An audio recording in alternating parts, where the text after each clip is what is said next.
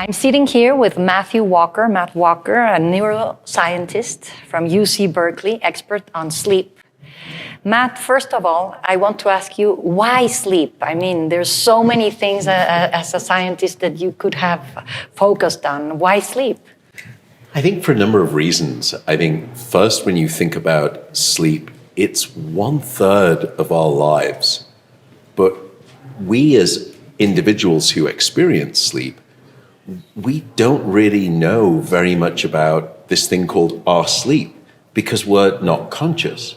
So firstly, I just find that fascinating that 1/3 of our life could go into an activity, a biological activity, where the organism themselves, they have no understanding of it, no comprehension, no experience of it, apart from dreaming perhaps, but still. I think the second thing is that, even 20 years ago, if you were to ask a scientist like me, why do we sleep? The best that we could do was to say, you sleep to cure sleepiness. Well, that's like saying, okay, why do we eat? Well, you eat to cure hunger. No, you eat for so many biological and physiological reasons. But that's the best that we had back then. And that's when I started studying sleep. And I just thought it was, to me, in at least human brain science, it was the most fascinating question, but the least well answered question. And for me, as someone I'm much more interested in questions than I am answers. Okay. And so here, it seemed to be one of the hardest scientific questions that we faced. We still had no understanding. And I just thought, I want to see if I can try and contribute a little bit to that field. Now, I used to think that I could sleep 4 hours and function perfectly the next day. Work, 4 hours of sleep, work. Well, work out in the morning, then work. What toll does not sleeping have in our bodies? So downstairs in the body, sleep is essential for every one of your major physiological systems. In fact, there is no tissue of your body, there is no major organ of your body that isn't wonderfully enhanced by sleep when we get it, or significantly impaired when we don't get enough. So what would be those examples? First, sleep is essential for your cardiovascular system. And in fact, deep sleep provides one of the very best forms of, it's almost like blood pressure management. It's a perfect blood pressure treatment, and it's all natural. So when we go into deep sleep, our heart rate decreases, our blood pressure starts to decrease, our vessels relax, and it's almost like a reboot for your cardiovascular system.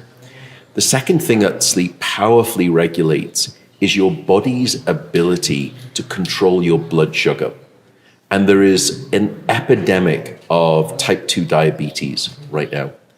And when we deprive you of sleep, even just for 1 or 2 hours, we can see marked changes in your body's ability to take in food and then keep your blood sugar down. So that's the second thing.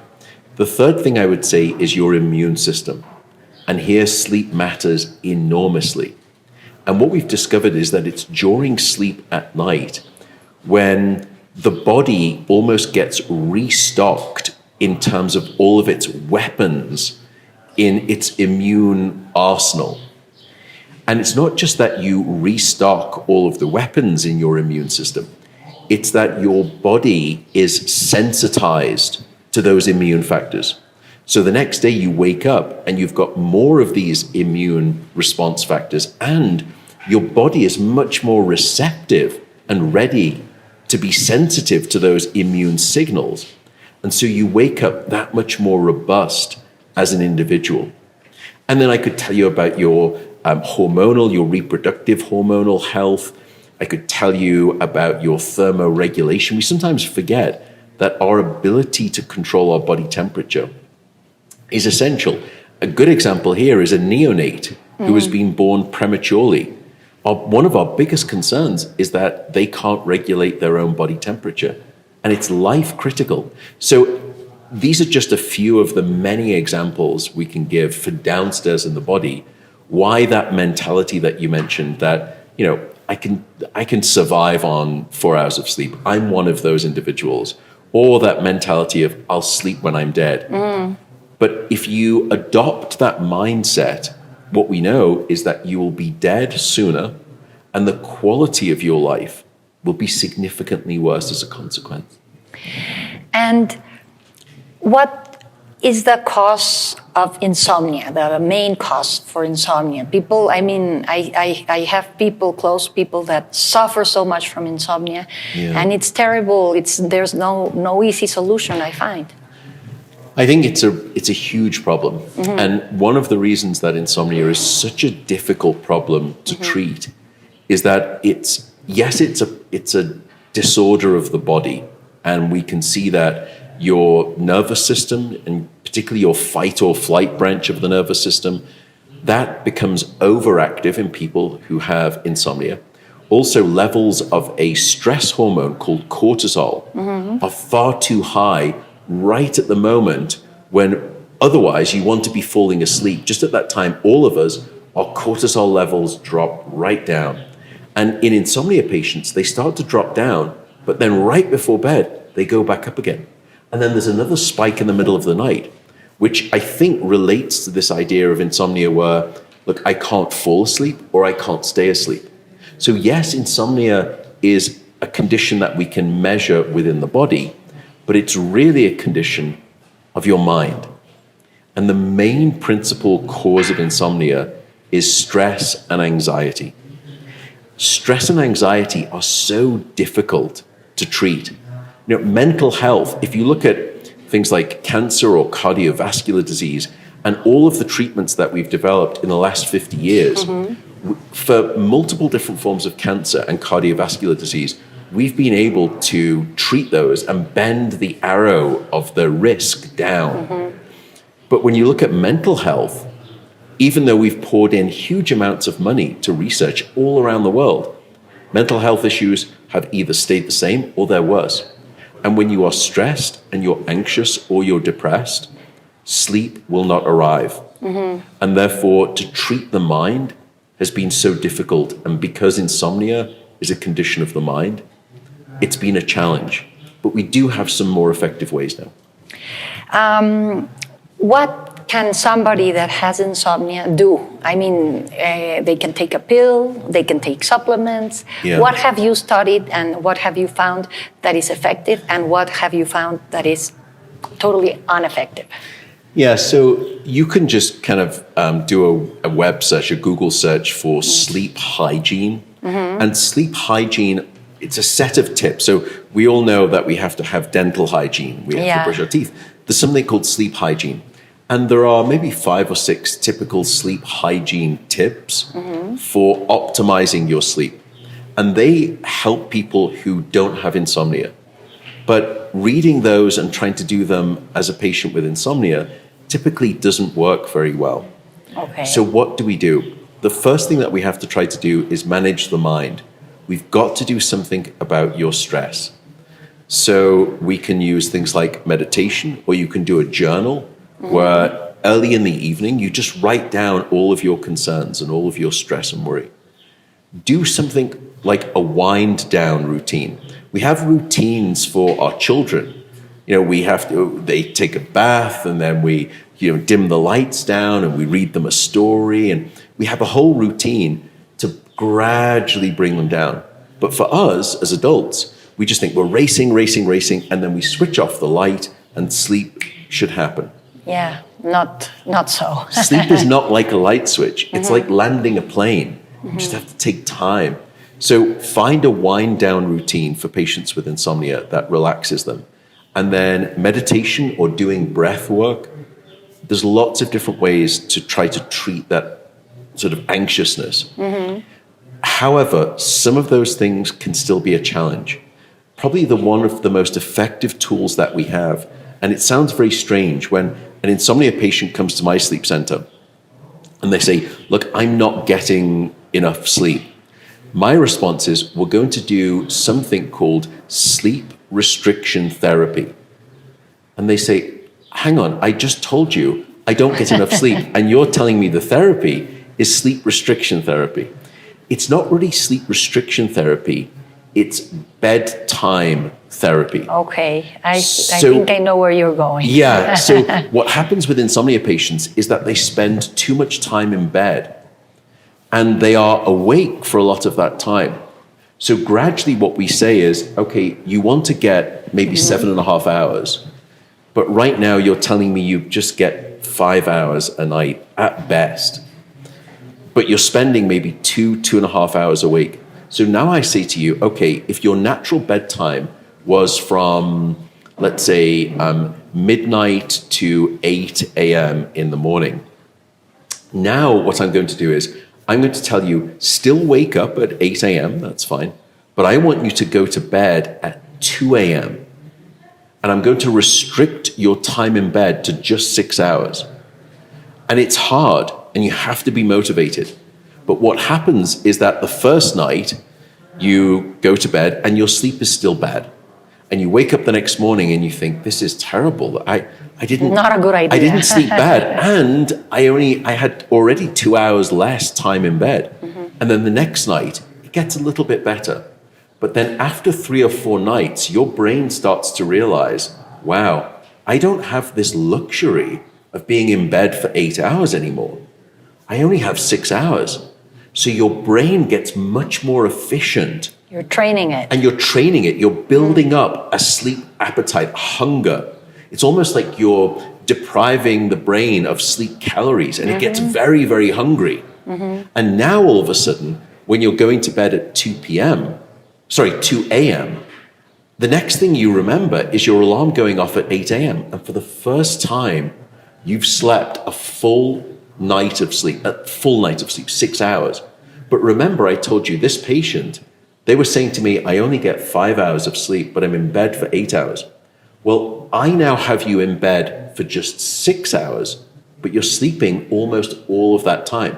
So you're in bed for less, but you're sleeping more. And then gradually I'll say, good, your system has relearned how to sleep, and you've regained your confidence that my bed is where I sleep always.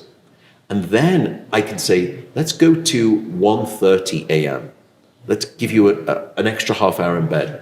And then we track you with a little diary, and you're still doing well. And then we go to 1 a.m.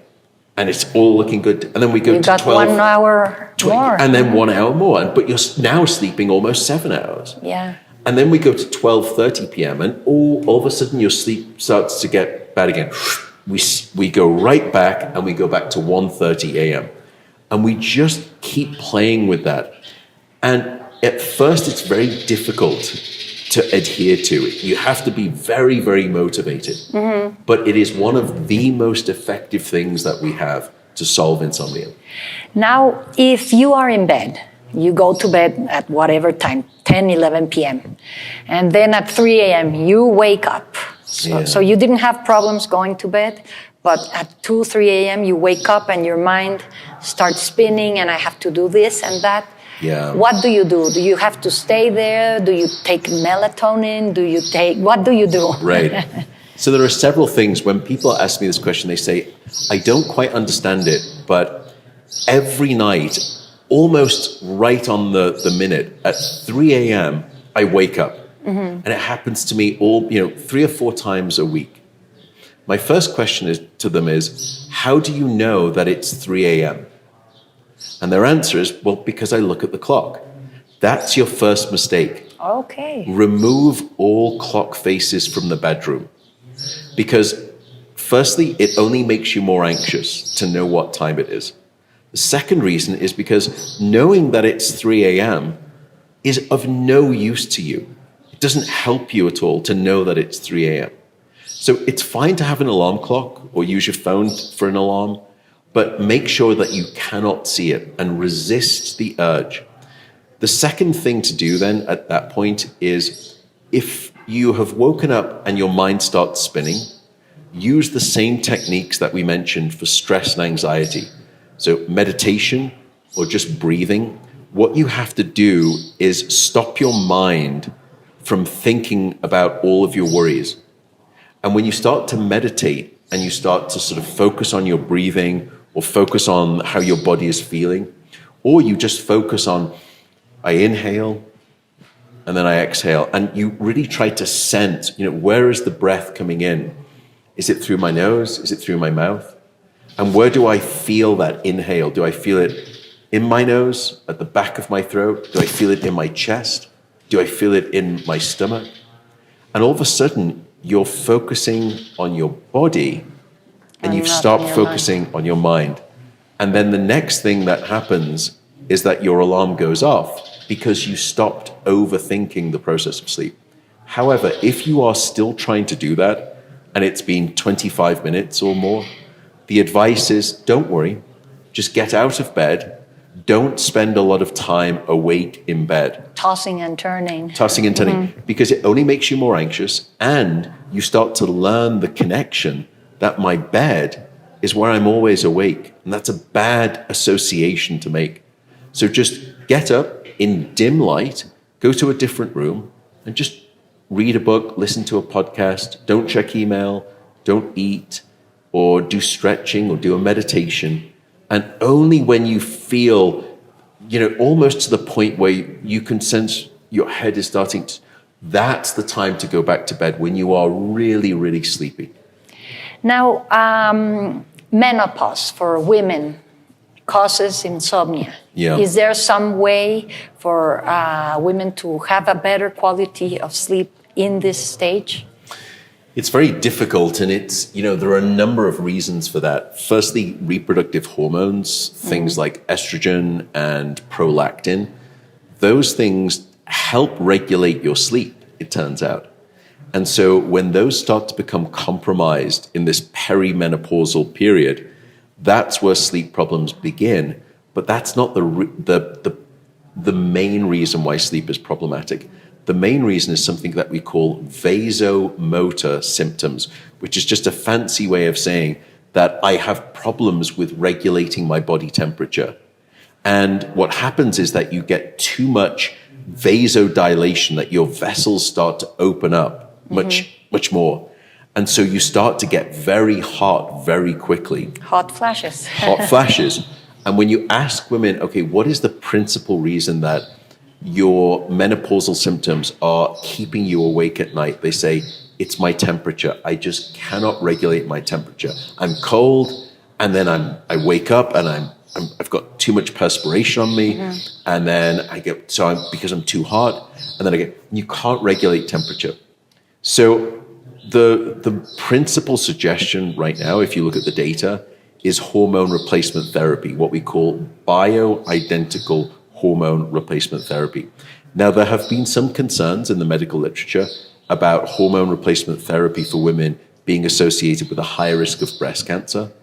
If you actually look at the data, and I have a very good friend who's also in the health space, a guy called Dr. Peter Attia, and he is incredible. He has done many podcasts about this, and you can just Google Peter Attia and hormone replacement therapy, or HRT. And he will correct any belief that you have that there is this artificial risk. But what we find coming back to sleep is that when you start to rebalance the hormonal profile of a woman, those symptoms start to decrease, and sleep starts to increase, insomnia symptoms start to decrease. So I would say that's one way to do it. If you are fortunate enough to have the ability to afford these things, and they're not cheap, but there are certain smart mattresses that are out there right now that you can use that will try to cool the body down. And I don't know of any data yet. I only know of one of the companies. I have no association with them, but they were telling me that they have had so many women going through this menopausal period writing to them and saying, this has really helped me because you can help regulate my body temperature. So that may be an option, but I don't know of any scientific data that validates that claim yet. I was going to ask you about putting a mattress cover, if that could help regulate, but then I don't know how, because you set a temperature, that's what I understand, in those mattresses. So some of them you set the temperature, but others are actually pre-programmed to try to sort of cool down so and then when we warm measure up. the body and we actually look at naturally what happens to your body, the temperature signature of your body, your surface warms up just as you're about to get into bed, and you bring all of the blood to the surface of the skin and you release heat from the surface, so the core of your body temperature drops. So we need to warm you up to cool you down at the core. We need to warm the surface up to therefore release heat to cool your core, warm you up to cool you down to fall asleep. And then we need to keep you cool to stay asleep. And then we need to warm you up to wake you up.